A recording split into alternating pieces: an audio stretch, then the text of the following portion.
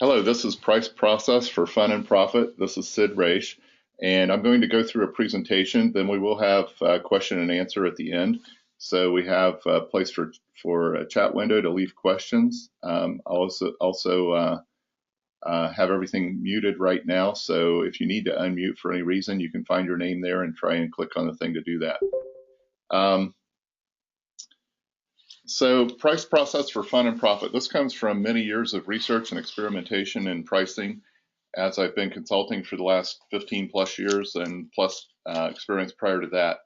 I don't know this for sure, but nobody else claims it. So I'm going to say I've probably researched pricing more than anyone else in the garden center industry, and as well quite a bit in the supply side. So I'm happy to share these experiences with you as I have with clients one-on-one over the years. And I think one of the first things I've endeavored to do with a new client when I meet with them is help them to optimize their pricing so that they can pick up profit that they're leaving on the table. So that's actually a fun thing to do. That's why I call this price process for fun and profit. As we gain those easy, low-hanging fruit profits, that's all good. Okay, so moving along, I like to start with this. Price is an attitude, and you can have a cavalier attitude, and I don't suggest that. You know, we have to have an attitude of responsibility, and especially an attitude of professionalism. And I wanted to describe what a price leader is. A price leader is a pricing professional. It's someone who takes pricing as a responsibility, and they are careful about it, and they know that if they get out of hand, that they could damage their business with irresponsible pricing, and that damage can happen with overpricing, and that's what too many people are too sensitive to. The most irresponsible pricing happens though with underpricing and leaving perceived value money on the table and not collecting it to help pay the bills and pay for the future. So price responsibility does go both ways, and keep that in mind. Pricing builds value without destroying what we build. So when we set a price, we want to set a price, in my opinion, to actually earn that price and achieve that price, not setting it high so that we can discount it later. So in other words, not marking it up so we can mark it down. And that's a pretty common practice in retail these days, and it's been a damaging practice, and those companies that have been doing it irresponsibly are paying the piper for that. So we're reading all about that all over the place in the media. Even Kohl's, who is kind of like the best at you can get it, price it up to mark it down, is experiencing retail trouble. So that pattern, that method of price it up to mark it down, has not proven to be effective. So I'm not about that at all. We're going to build value, and I don't want it destroyed later with discounts, coupons, and so on. Read an article recently, Death of the Discount. So that kind of ties into that. So here's the deal. Be the price leader in your market where someone else is. And that statement comes from years of working with people and discovering where their attitude is about pricing and what they want to do. And what I find is most people's attitude on pricing is driven by fear. It's the fear of being overpriced is the biggest problem, and the fear that someone else will underprice them and get more business. And I found that that fear motivation is the wrong motivation. So let's take a responsible look at this. Be the price leader. Don't let someone else be the leader and be following other people around. Let them follow you.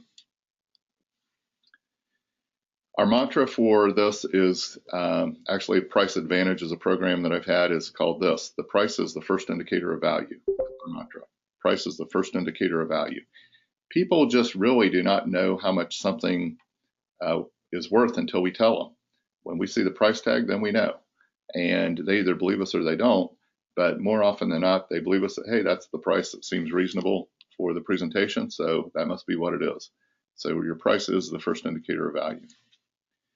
Here's an incorrect attitude or belief that I found along the way, and I hear this a lot, so that's why I say it, is this: our customers won't pay more. Our customers won't pay more. And What I find is that this has become an attitude based on statements that have been made over time, and we're going to cover a little bit about that. But once this becomes an incorrect belief and an incorrect attitude, it's difficult to get past. And what I have found is that it is not true, and the reason for that is this: our customers won't pay more unless they get more. So if we go into pricing with the attitude that we're going to give our customers plenty of value for the money, then we can change this picture around. So our ultimate price leader attitude or belief is that our customers won't pay more until we earn more. So if we want to have a pay increase, we need to earn it, just like you would expect from your staff. So I have a question, and we'll see if anyone can answer this question in the chat window, see who's quick to the trigger here. What percent of your revenue comes from the price of the items that you sell?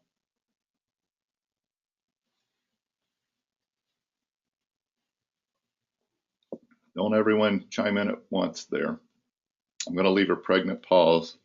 So just type it in the chat window. What percent of your revenue comes from the price of items that you sell? Hey, there we go. PVG. Got it. 100%. That's correct. There's not really any, and there's Ken Lane too. Not really any secret to that. It's not a trick question. Maybe you thought it was, but there really is nowhere else for your revenue to come from. You might have a little bit of unearned income or interest income or something that flows through on your P&L or balance sheet, but it really is 100% of it's from the pricing of the items that you sell. Let me ask this follow-up question. What percent of your profit comes from the price of the items that you sell? You can answer that in chat too.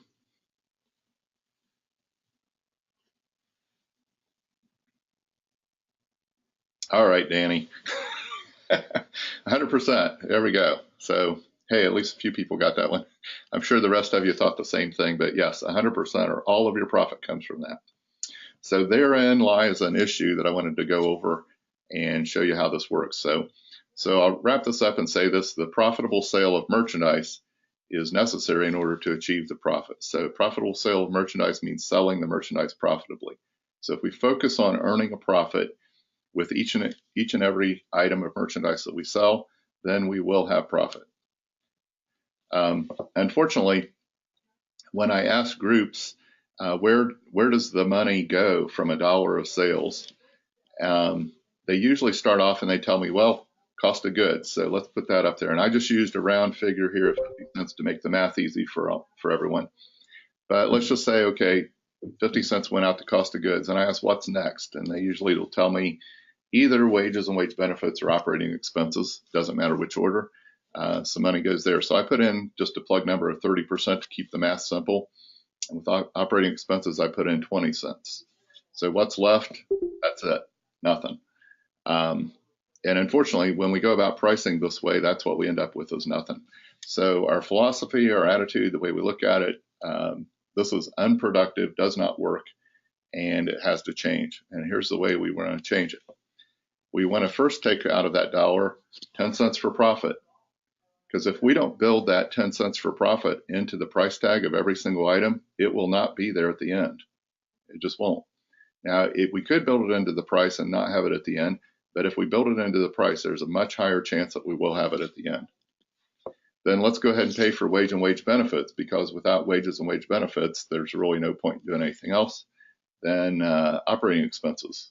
So we've got to pay the light bills and marketing and so on.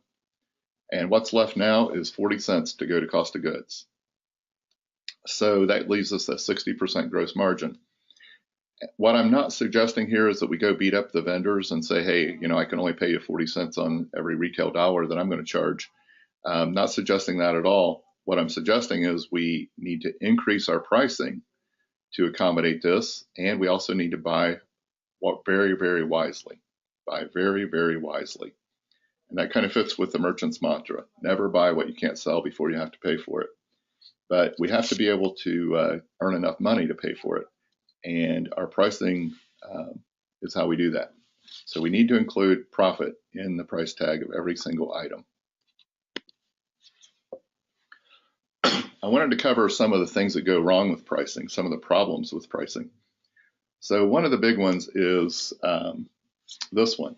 We use keystone pricing, or rules of thumb.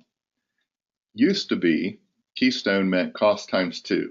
And what I found is over the years that has kind of morphed, and people say keystone, but sometimes what they mean is 2.3 or 2.5 or something.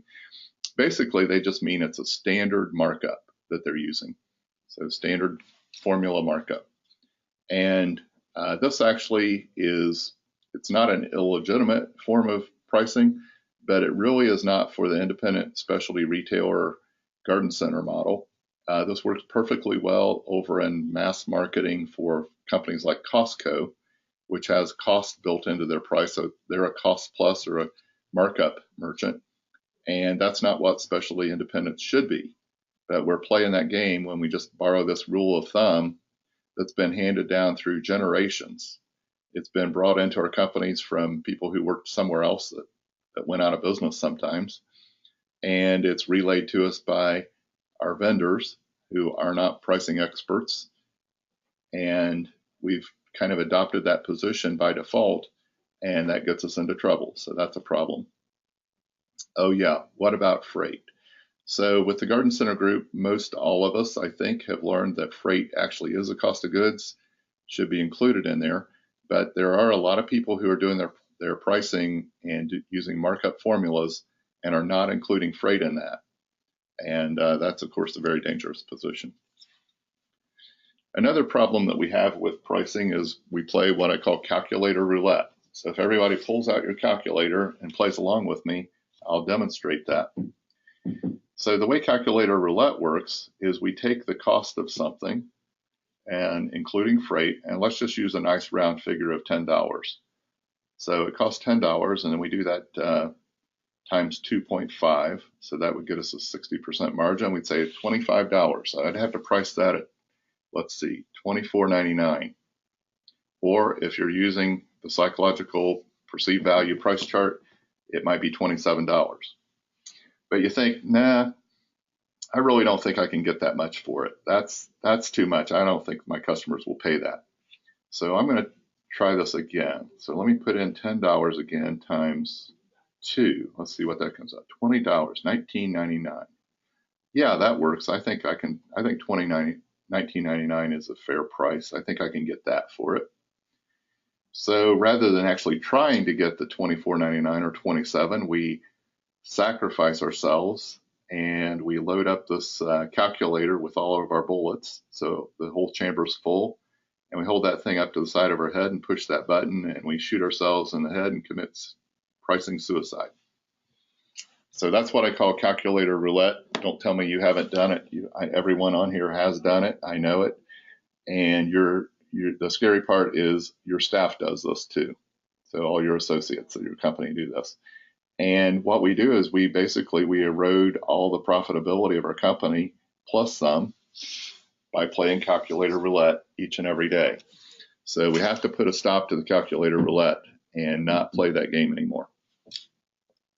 Okay, another problem with pricing is comparable merchandise that can be easily compared. One of the things that I'm not suggesting here is I'm not suggesting that you don't sell any particular brand. I'm going to leave that up to you for the moment. If you were my client, we'd talk more about that, but being that all of you are Garden Center Group clients and not individual, your situation may be different than someone else, so I'm going to leave it at that. So if we do choose to sell comparable merchandise, what we have to do is make sure that we don't overdo it with that and sell too many things that are easily compared, because if it's comparable, that means we're going to have a competitive price on those recognized items.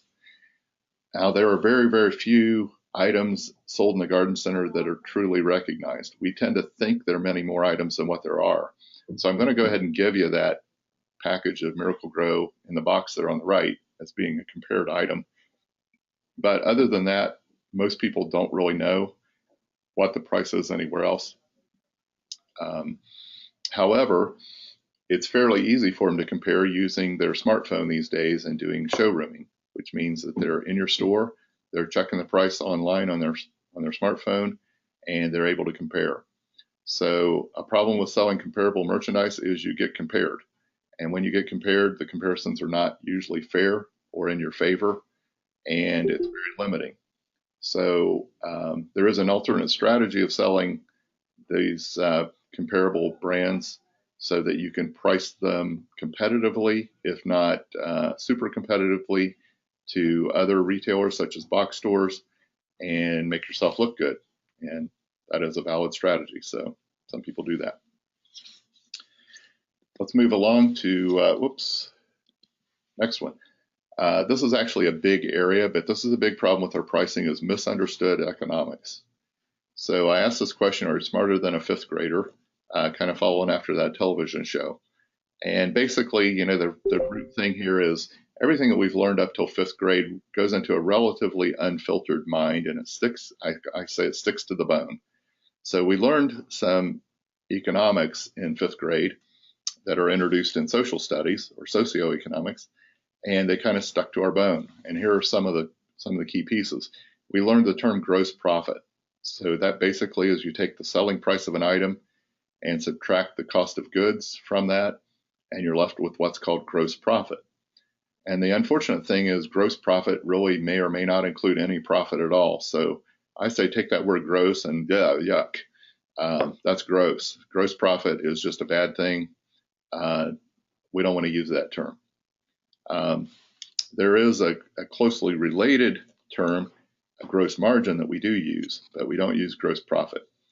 But nevertheless, everyone pretty much in America was taught gross profit in their fifth grade social studies class. We also learned there that you can make it up on volume. So an example might be given of a factory that adds a second shift or a third shift so they can increase their production by 100% or 30%. And that factory is already paid for, so they have some additional input costs and some wage costs. But by doubling or increasing their volume by that much, they can sell more items at a lower cost and therefore make it up on volume. Well, I'll present one thing as making up on volume is no net gain. So that doesn't even work. But let's say you were to gain on volume. That would be nice. But it just doesn't happen in specialty retail. That is for the mass manufacturer and the mass market. It does not work in microeconomics, only in macroeconomics. And then we have the third one there, supply and demand. And basically the market does determine the value based on supply sometimes. And if you lower the price, you can increase demand to some degree, but it's really not that big of a factor other than if you're in surplus. And we end up in that situation, and that's why so many garden centers lower the prices in the fall to get rid of stuff that they shouldn't have bought in the first place. So these are all examples of macroeconomics, though. In the macroeconomic world, the big marketplace, that works, but in the microeconomic world, especially retail, it doesn't. I'll mention one other thing about this fifth grade economics. This is why your employees and associates truly believe, to their core, to their bones, that half of the money that comes into your business goes home with the owner at the end of the day. And that's how you have the ski vacation and the second home and the fancy cars and all of those things, because half that money goes home. And we know that the absolute truth is not there. And most of our employees know that there are also other things that have to be paid for, and half of it doesn't go home. But they still believe an awful lot of it goes home with the owner. And that's just not true. So in specialty retail, we're in the microeconomic world. We don't have economy of scale. We're dealing with local markets, not global markets or national markets or even regional markets. And we have the responsibility to create and meet demand, not just fill demand that's already there with cheaper products. Okay, so we have a responsibility to create demand to go along with what we do. So one other problem with pricing is it's not just all about the product. That's a very limited understanding. So marking up a product is not got anything to do with the total value we present. We start with the product, then we add for the store environment, and then we add for the service that we provide to come up with that total value. So a typical keystone type of markup on product alone thinking is out. The new thinking has to be that we're representing a total value in that price tag. So how to price. I want to suggest this first thing is how not to, which is never mark up. As a matter of fact, I'd like us all to participate together and take a piece of paper. So give each person in your area there a piece of paper, it can be a Post-it note or whatever it might be, tear one off the yellow pad, and take a pen or pencil and write that word markup on there. Go ahead, I'm talking to you. I mean it for everybody. So write that down on the piece of paper, have everyone write it down, and I'm going to give you another second or two to get that done. Then I'm going to tell you what to do with that. Okay, and I'm doing it myself. I've done this many times. Now, I have license to use the word markup as an example here. Otherwise, I don't use it in the practice of business. Okay, so we've got the word markup written down. Here's what we're going to do. Take that thing and start with one corner and just wad it up. You hear mine crumpling up into a little ball. I'm going to squeeze it tight. Get it kind of dense so I can throw it at the person next to me and eliminate it from our vocabulary in a very ceremonial way. So there you go, throw it at your neighbor. Okay, and then someone take those and pick them up later and put them in the trash can, take them out back and burn them if you want. Do whatever you want to dispose of them and get them out of your company vocabulary. The word markup no longer exists. We don't use that anymore. Okay, so we're done with it. And we want to replace it now with the word margin. Margin is what we need. Markup doesn't do us any good. So I want to specifically go with gross margin. Gross margin is the amount added to the cost of goods in your price that pays for profit, wages, and operating expenses. Okay, that's what we have to have. We have to have the profit, we have to have the wages, and we have to have the operating expenses, or we just cannot continue in business at the level that we should. Okay, this is not about greed. It's not about greed at all. It's about the type of money that we need to continue to run the business well. All right. Ken made a comment there, a good one. Low-cost providers don't have enough money for true customer service, and that's absolutely true. They give lip service instead of real service. Okay, so here's how we're going to approach pricing is first things first, let's determine what the perceived value of the item is. And this is very difficult to do. For example, you go to a trade show and you're buying and you're, let's say in Atlanta at one of the showrooms. Well, here you have a carpeted floor, great lighting, beautiful fixtures, nice looking product with light on it. It's new, so you're excited about it, and it has a price there.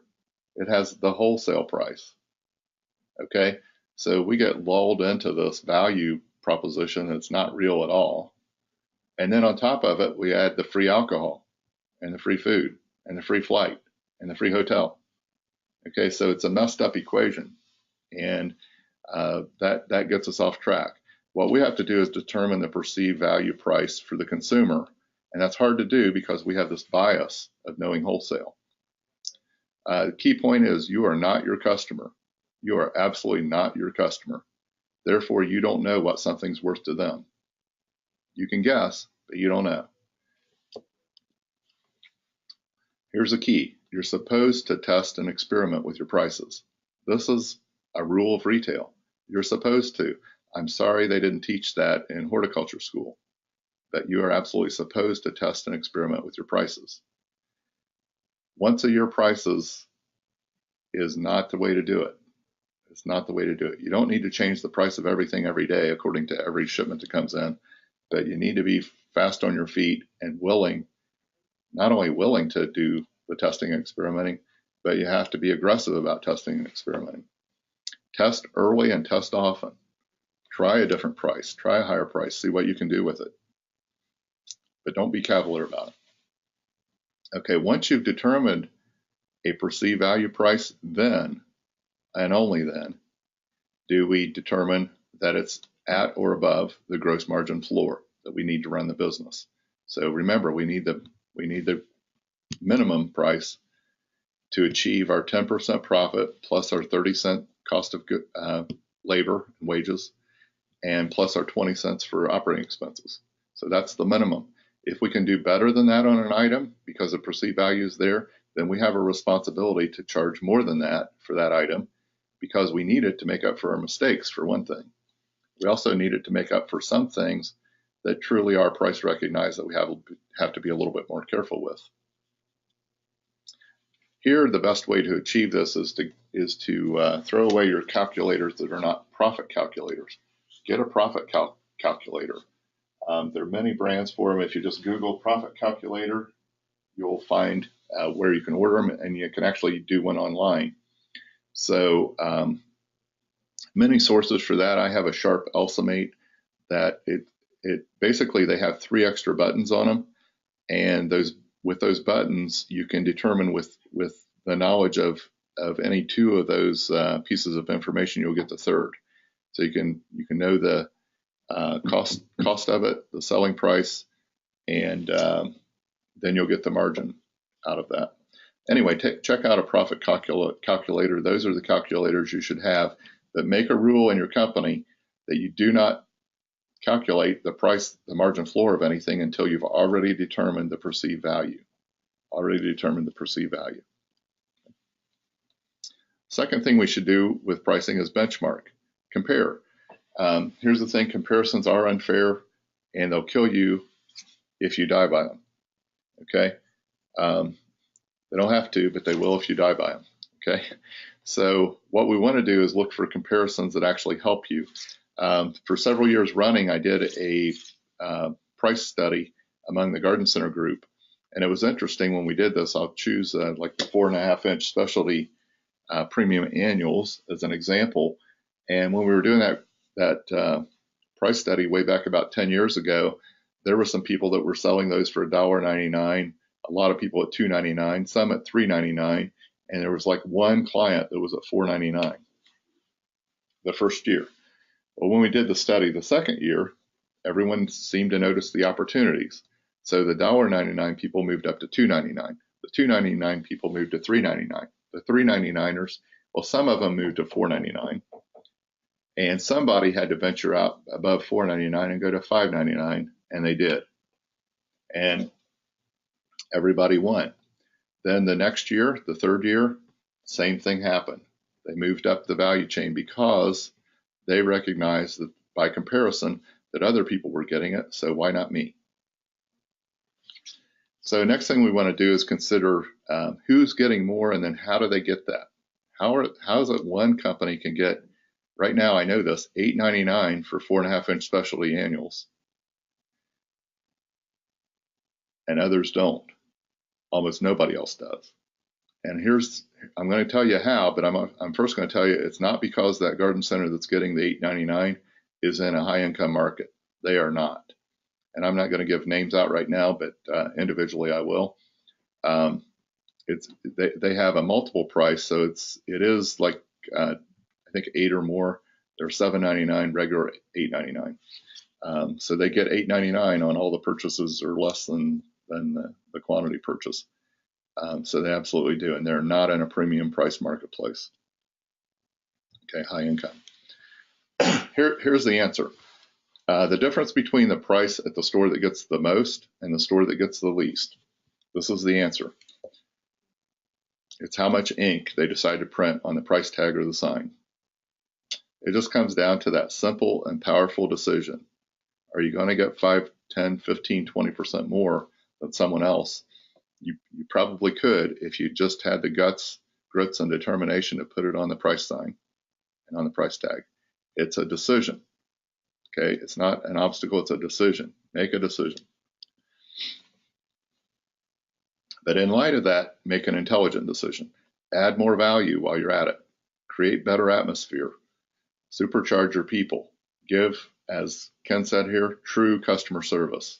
Not lip service, but true service. So I'll throw out what I call the 3% challenge. It's very, very possible to increase your prices 3% and earn an extra 3% on the bottom line. It's very easy to do this. Just do it in ways that customers don't notice. So there's a way to go about this so that they don't notice that I'm going to share with you. Okay, one of the ways is what I call the painted door principle. The painted door principle. So some of us, maybe many of us at one time or another, lived in an apartment complex. And here's how it works in an apartment complex. Spring comes along and you come in about the third or fourth time that they've been mowing the lawn, and there's the fresh cut grass aroma in the air. And then as you turn the corner and drive down the street, the crab apples are blooming, the dogwood are blooming, whatever you have. And it's just beautiful, and the sun's out, and it's a nice warm afternoon in the 70s, and you're so happy and feeling good. The emotions are all there. They have delivered an atmosphere to you at this time of year that's just unbeatable, and it's great for the mood and the attitude. And then you pull into the parking space and look up at your front door, and you notice there's a piece of paper hanging on the door frame. And as you get out of the car and walk up to your door to go into your apartment, you can read that it says wet paint. And you think, gee, I didn't realize that door needed painted. Didn't notice that before. But hey, they take pretty good care of this place. They must have known that the doors needed painted. So what does that hurt? So you go on into your apartment and about your business. Well, then fast forward to a couple weeks down the road and you come home in a similar way. Now the crab apples aren't blooming, but the azalea are, or whatever it might be in your area. The hydrangea are starting to bloom or something. And you get out of your car and you go up to the door and you get the mail out of the mailbox and head into your apartment. And as you're flipping through the mail, there's an envelope from the management company at the apartment complex. And you open that letter up, and guess what it says? It says on there that, dear resident, we're so happy to have you in our community. You make it special, and we sure look forward to seeing you out and about the complex and maybe at the pool this summer. It'll be opening up soon. And you may have noticed that we've been making some improvements around here, like we've painted your front doors and we've planted more flowers and what have you. And by the way, we've had some increases in taxes and in the cost of doing business, and therefore we must pass along a small increase in your monthly rent of $15. So that's the bad news, delivered very eloquently. And you remember thinking at the time, well, I don't really like that. I just got a raise, and that's going to use up half my raise at work. And but moving is sure a pain in the butt, and I really don't want to have to get my friends together to move me again, and to try and find another place that's any better deal. That'd be kind of hard. And they do take pretty good care of this place. Just a couple weeks ago, like they say here in the letter, they painted that front door and it didn't even need painting. So I think I'll just stay around, and they appreciate me a lot too. They call me a resident and say that I add to the community. No problem. So if you get the drift here, or go with the comparison, just painting the door sets the stage for the price increase. So if you're planning on any price increases this spring for your customers, be sure that you paint the door first. And that could be literally paint your door. Or it could be do something else that's noticeable to the customer that they will understand the value of, and they'll appreciate that you're doing that for them.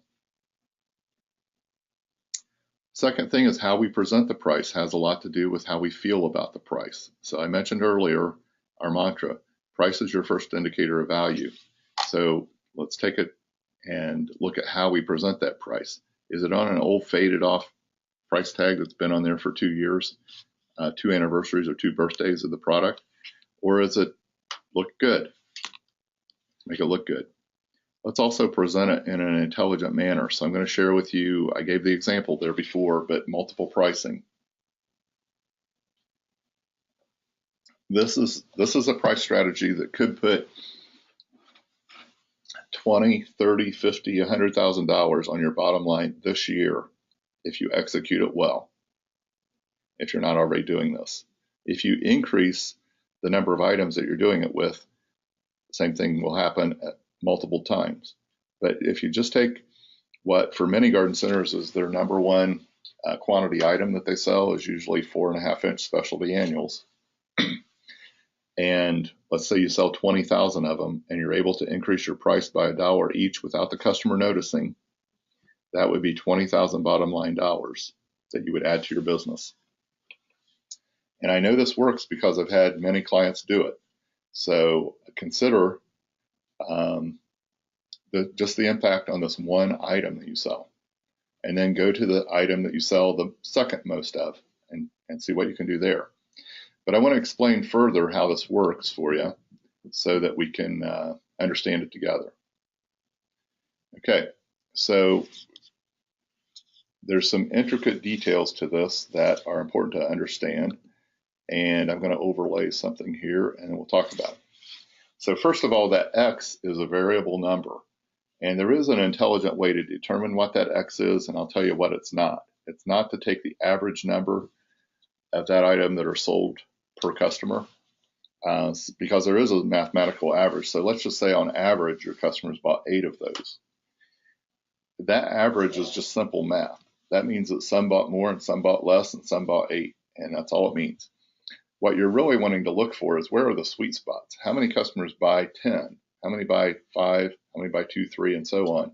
And if you evaluate that and look at how many bought each quantity, then you'll see these sweet spots. Very often where these sweet spots congregate around is a tray size. So if it was a tray of 8, chances are pretty high that you'll see an awful lot of 8s sold. Or if it's 10, you'll see 10s. If you made the big mistake of having a quantity discount, then you'll see it there. And I wanted to distinguish that.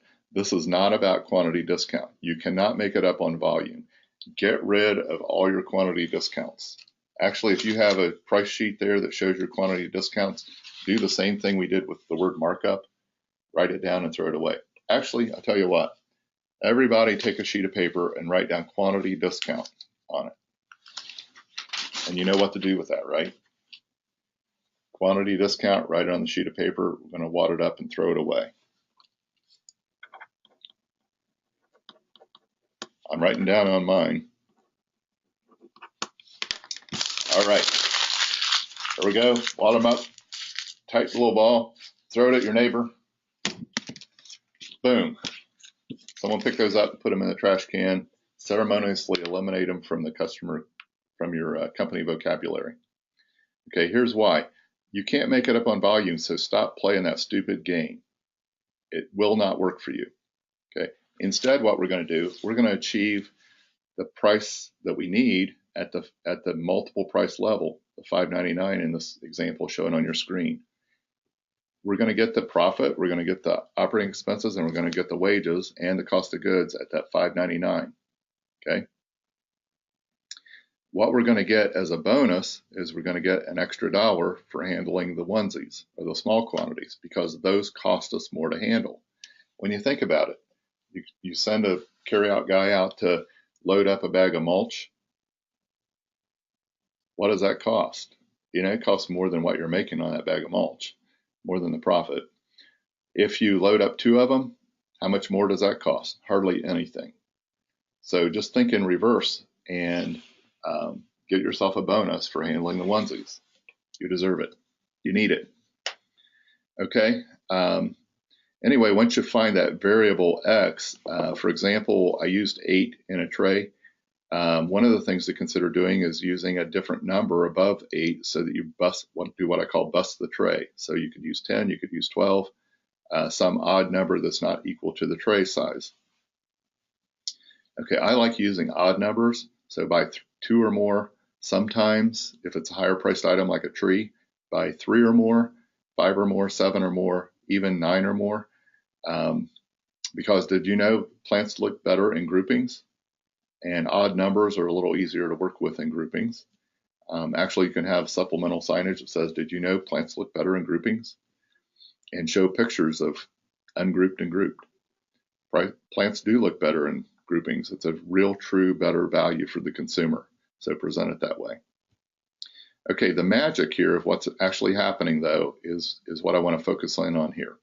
The magic is that difference between the $5.99 and $6.99. So how much is the difference?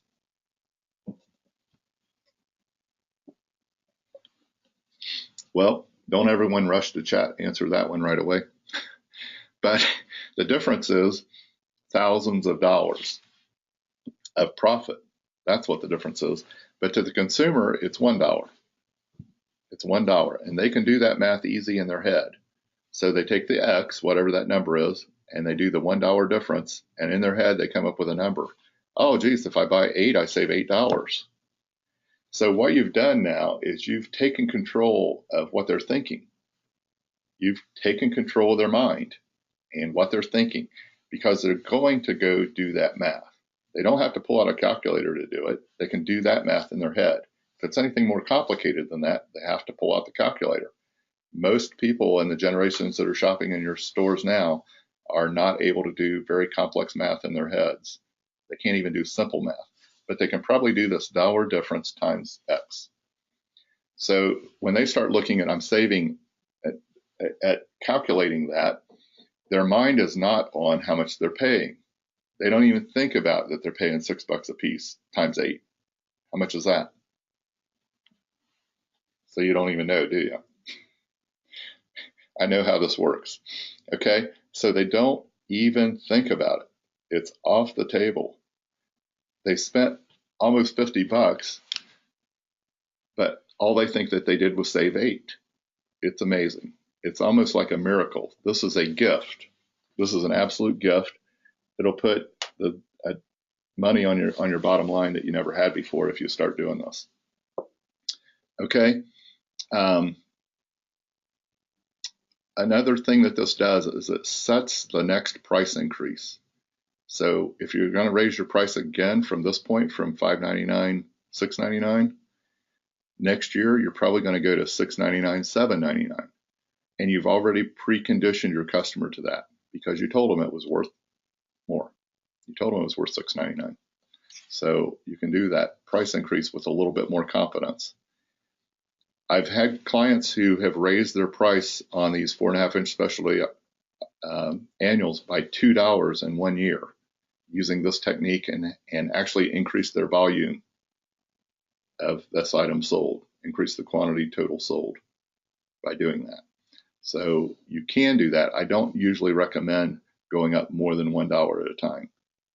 But if you're finding yourself behind and you're still down there at $3.99 on 4.5-inch specialty annuals, you've got some ground to make up, and you better be thinking about putting on there X or more $4.99, regular $5.99 this year. Okay.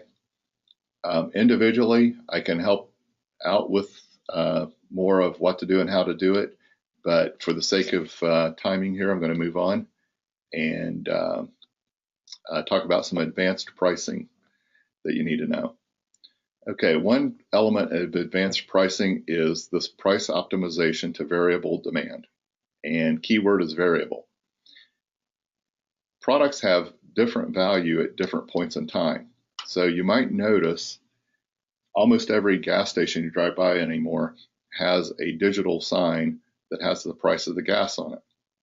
And you know, that's way easier for the operator at the gas station, for the local management and employees, to change the price by digital sign that is to go out there with that suction cup on the end of a big long pole and try and stab those numbers, those clear vinyl numbers on the ground, and get them up there into that channel so they can change the price, right? So the harder it is to change the price, the less frequently you do it. Take a cue there. But the reality is those prices get changed from headquarters in Houston, and those companies are monitoring the perceived value of gasoline based on timing and other factors in the news and things that you would not believe. However, we'll just use the easy common one. You know, most gas stations, the prices go up on Thursday on the way home from work. So you can fill up your tank in the morning on Thursday at one price. If you're driving home, it's going to be a few cents higher, typically because the weekend is coming and people typically fill up their gas tank for the weekend. So you'll see that happen. But it doesn't mean that they don't also raise the price or lower the price at different times throughout the week, because they do. And it's on factors that that'd be scary to know. Okay. So price optimization to variable demand. How does that apply in our business? Well, our peak of demand is Mother's Day week. So I'm going to give an example. If you can tie your marketing campaigns into this. If you have a marketing campaign that's the weekend or 2 weekends before Mother's Day, and you have, let's say, a multiple price on something, let's say a hanging basket at $24.99, so it's 2 or more $24.99, regular $29.99, and then that week of Mother's Day, you just take away the 2 or more price, and they're all $29.99. Now you get, on average, an extra $5 a piece. Probably on average, an extra $4. But you get a lot of money because the value is higher that week. Okay, the week after that, you can put the 2 or more price back on there. It won't change your quantity sold per customer that much, not having the multiple on at that point, because many people buy 2 anyway, and they're pretty much going to buy the number that they have hooks for, no matter what your price is. So the hooks are the key to selling more hanging baskets. Different topic, but sell lots of hooks. Don't worry about your margin on hooks too much. Okay, price optimization to variable demand. Get it when you can. Advanced pricing technique number 2 here, overcoming price objections. Now this is one of the most important things. So it's not really actually how you set the price, it's how you keep the price. So I'm used to hearing people push back on pricing. And I welcome that pushback, because what I do with that pushback is I clarify the value. And that's what we all should do. So when a customer says, wow, that's a lot, or man, that's expensive, what do you think these are, gold? You've probably heard statements like that. And what they're really doing, though, is they're not objecting. What they're really doing is asking for the value. We just don't hear it. Okay, they wouldn't be in our store if they didn't know that these things had a price to them. They're just sometimes rationalizing the value. So they're buying themselves time sometimes if we're there, but these thoughts go through their minds otherwise. And sometimes they answer their own questions. So let's first just understand what they're doing. What they're doing is they're not really objecting. What they're doing is asking that value question. So imagine if we had this little translator device clipped to our belt, and it had a microphone, and the customer's voice went in there, wow, that's expensive. And then on the headset, what we heard was, tell me the value, tell me the value. That's what we hear. That's what we need to hear. So what we would do is, instead of defending the price, we would go into explaining the value better. So some people like you have thought that the price was high also, but what they found was that our plants actually live. Now, I'm giving a sort of a facetious answer, but not too far off. Okay, not far off at all. The thing is, we don't hear that many price objections. We think we hear lots of them, but we hear really very few, and most of them aren't objections at all anyway. They're actually value questions. So they're not price objections, they're value questions. The customer's just asking, why is it worth this? Why is it worth this? And we need to be able to explain that. We need to understand the value and explain it. That's our job.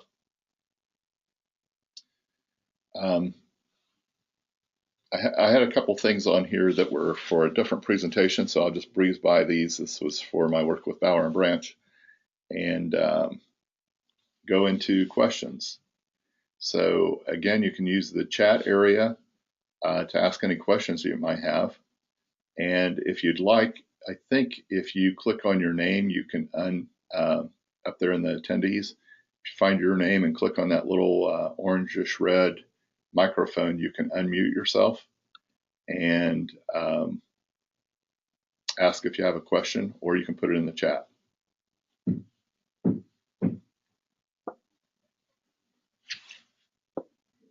I'm allowing for a pregnant pause here for any questions. Nobody has any, we'll move on. Close it up.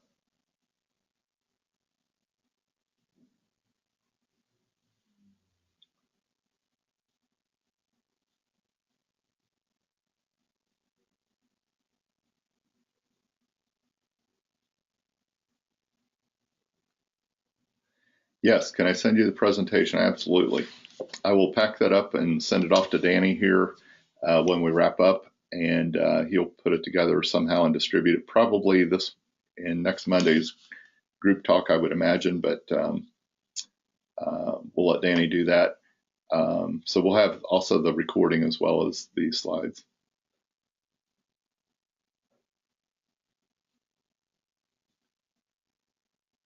Okay, on the hanging basket pricing example, would repeat customers be upset by paying different prices on the same item? Great question. Let me ask this. If you paid less for gas yesterday and you go back to get some more today, will you get upset? Well, possibly. But really, people don't notice that much about our prices. I actually had one client who this is quite a few years ago, they finally listened to me after going through this a couple times with them, and they increased their price on their perennials, and they increased the prices across the board on all the perennials. And they did have one customer who came in and they said, hey, I was just here the other day and I bought a bunch of perennials and I just needed a couple more to fill in, and I noticed the price went up. And guess what they said? They said, you're right, the price went up. We had an increase in cost. And that was it. Okay. Good question there, Ron from Meadows. And I'm going to go, let's see, I have a question here from Dickman that refers to one of the slides, so I will go back to that. And on online pricing. So I'm happy to discuss this with you individually also. But basically with online pricing, this was in relation to Bower and Branch. It's the same price everywhere at all Bower and Branch members, and online if a customer doesn't know who the member is, Member Garden Center, and they just went to Bower and Branch. Same price for everybody, doesn't matter what neighborhood they're in. Everybody can afford it once they understand the value. So if you were to buy a Mercedes and you go across all the dealerships, the sticker price is all the same, and you end up paying, you may not think so, but you end up paying the price that they want anyway. And same thing if you go to the low-end Chevrolet, it's going to be the same price pretty much everywhere. So don't worry about your neighborhood being that much different.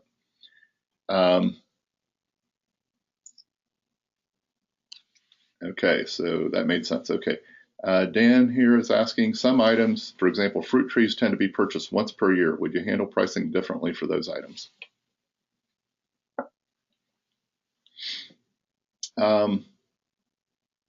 Well, hanging baskets tend to be purchased once per year, and annuals tend to be purchased once per year. So unfortunately, that's the cycle of a garden center. Almost everything is purchased once per year, unfortunately.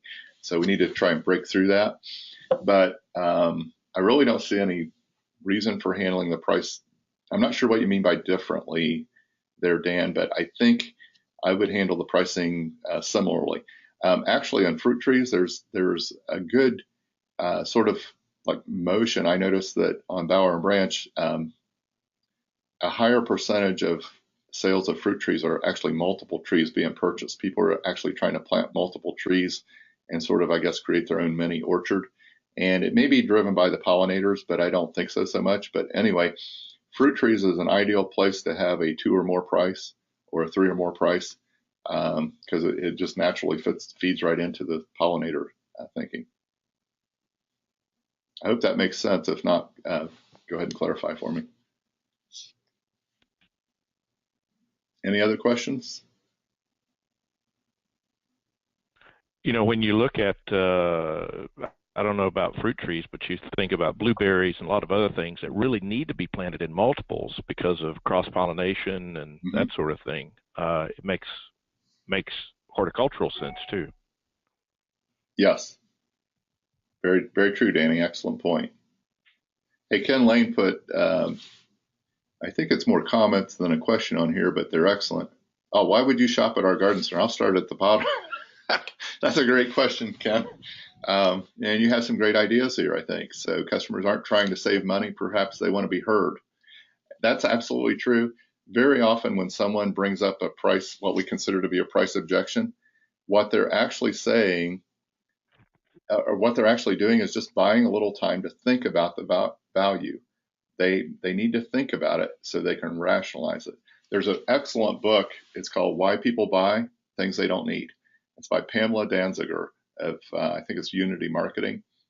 And in that book, there are 14 justifiers, 14 things that we think through to justify our purchase. So it can be as simple as, well, if I buy more, I save more. If I buy 5, I save $5. Or it could be that I deserve it, or they deserve it if it's a gift for somebody. So there are 14 in there. It's great to have that book and actually refer to it when you're working with staff. So some other good points there Ken makes as well.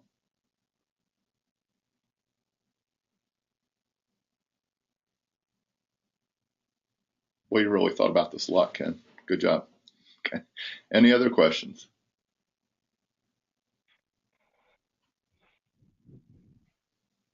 All right. I almost want to leave with Ken's second to last line there. Price is the last refuge for the nursery person without imagination, heart, and soul to dig a bit deeper. So I don't know about that, but anyway, I hope I've expanded your imagination, giving you a little bit more heart and soul to go about your pricing with this year, so you can dig a little deeper on your thinking about pricing than you otherwise may have in the past.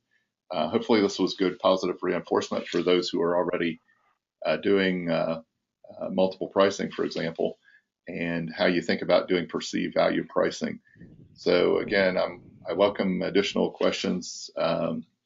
We're at the end of our hour here, but you're welcome to email those to me. Sid at horticulturaladvantage.com is a good way to reach me, and I'll answer those individually, or give me a phone call. My number is 937-302-0423. 937-302-0423. Texts are good. Facebook message me, however you want to. All of it works. So thanks again for your time, and thanks for the thank yous there, everybody. Danny, did you have any closing comments? No, we thank you again for being here. Also, I'll follow up with his contact info in the emails and group talk on Monday. Also, if you log in to the website, as soon as you log in the center, it's a Get in Touch menu item, and you hover over that. The first item down is all of our staff and service provider contact information. All of us are on one page: cell numbers, emails, everything. So if you need any need any help getting online, give me a call. Thank you, guys. I noticed really everyone that's involved today, there's not hardly anybody in the Southeast. Ken, I'm impressed that you're out there in Arizona. You're about the same temperature as we are. We're already hopping here on spring, so it's coming fast and furious. Hopefully this can help a lot of you that are not quite that far along maybe rethink some pricing strategies for spring. Have a great weekend. Thank you, Sid. Yes, thank you. Bye, everyone.